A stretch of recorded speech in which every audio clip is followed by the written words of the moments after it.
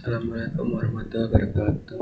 Perkenalkan, nama saya Dimas Abdillah, NIM 048. Di sini saya akan menjelaskan tentang soal UAS yang sudah ditentukan oleh dosen pengampu.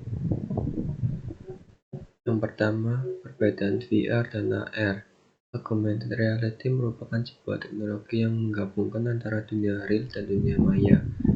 Sedangkan virtual reality ialah virtual reality, yaitu teknologi yang memungkinkan dapat berinteraksi dengan lingkungan 3D yang dibuat semirip mungkin dengan dunia nyata dan imajinasi. Berikut adalah efek negatif dan positif dari virtual reality dan augmented reality. Positifnya sebagai hiburan game, seperti game dan film, latihan simulasi seperti industri militer dan medis, dan juga edukasi pendidikan. Untuk negatifnya yaitu gangguan kesehatan mata, kecanduan dunia maya, dan gangguan pendengaran. 3 jurnal mengenai sistem pakar. Jurnal yang pertama, sistem pakar untuk mengidentifikasi penyakit umum pada anak berbasis mobile. Tujuannya adalah membuat aplikasi sistem pakar yang berbasis mobile untuk mengidentifikasi penyakit umum pada anak. Yang kedua, sistem pakar untuk mendiagnosa kerusakan perangkat televisi menggunakan metode backward chaining. Tujuan dari penelitian ini adalah merancang dan membangun sistem pakar yang dapat mendiagnosa kerusakan pada perangkat televisi berdasarkan jenis dan ciri kerusakan yang ada dengan menggunakan metode backward chaining. Aplikasi konsep sistem pakar untuk troubleshooting PC menggunakan PHP dan MySQL. Tujuannya aplikasi menggunakan konsep sistem pakar ini adalah untuk membantu dalam mendiagnosa masalah yang terdapat pada PC dengan cepat dan menggunakan para pengguna PC untuk melakukan perbaikan pada PC yang bermasalah. 3 jurnal mengenai e-commerce. Yang pertama, sistem informasi jual beli berbasis e-commerce menggunakan framework Laravel. Tujuannya adalah merancang dan membangun sistem perjualan dan transaksi secara online dengan sistem yang ada transaksi pembelian dan pertukaran informasi barang seperti data, gambar, produk, dan harga dengan menggunakan konsumen yang dapat berjalan dengan mudah. Yang kedua, peran e-commerce kepada perekonomian Indonesia selama pandemi COVID-19. Tujuannya untuk menggambarkan peran e-commerce bagi perekonomian di Indonesia selama pandemi COVID-19 dan peluang kedepannya berdasarkan analisis data. Temukan bahwa bisnis e-commerce memiliki peran penting bagi perekonomian Indonesia baik di sisi pelaku bisnis, konsumen maupun pemerintah. Yang ketiga, implementasi e-commerce sebagai media penjualan online. Yaitu tujuannya untuk mengimplementasikan website e-commerce yang berfungsi sebagai media promosi dan penjualan elektronik serta mengetahui kendala yang dihadapi dalam pengimplementasian website e-commerce. Berikut ini adalah beberapa referensi tentang sistem pakar dan e-commerce.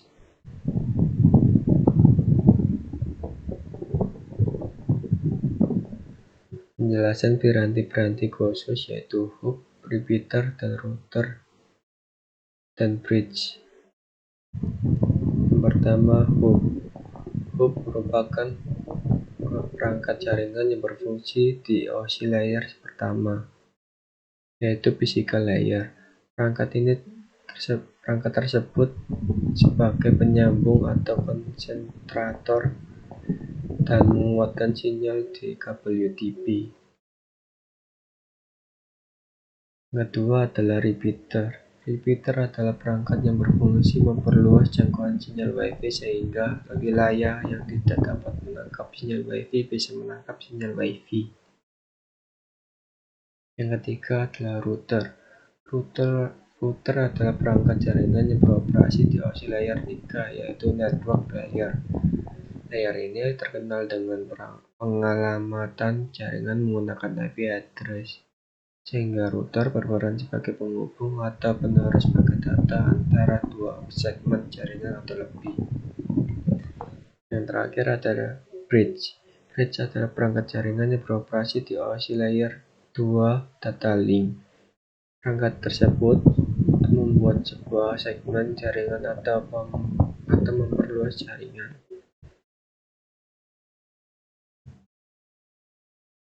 Jenis sistem informasi menurut area fungsional. Yang pertama, sistem informasi akuntansi. Sistem informasi yang menyediakan informasi yang dipakai oleh fungsi akuntansi, departemen, atau bagian akuntansi. Sistem ini mencakup semua transaksi yang berhubungan dengan keuangan dan dalam perusahaan. Yang kedua, sistem informasi keuangan. Sistem informasi yang menyediakan informan pada fungsi keuangan, departemen atau bagian keuangan yang menyangkut keuangan perusahaan. Misalnya berupa ringkasan arus kas, cash flow, dan informasi pembayaran. Yang ketiga, sistem informasi manufaktur. Sistem informasi yang bekerja sama dengan sistem informasi lain dengan menggunakan manajemen perusahaan baik dalam perencanaan maupun pengendalian dalam menyelesaikan masalah yang berhubungan dengan produk atau jasa yang dihasilkan perusahaan, misalnya berupa data bahan mentah, profil vendor baru, dan jadwal produksi. Yang keempat, sistem informasi pemasaran. Sistem informasi yang menyediakan informasi yang dipakai oleh fungsi pemasaran, misalnya berupa ringkasan penjualan. Yang terakhir, sistem informasi SDM. Sistem informasi yang menyediakan informasi yang dipakai oleh fungsi personalia, misalnya berisi informasi gaji, ringkasan pajak, dan tunjangan sehingga kinerja pegawai. Mungkin itu saja dari saya. Sekian dari saya. Terima kasih. Wassalamualaikum warahmatullahi wabarakatuh.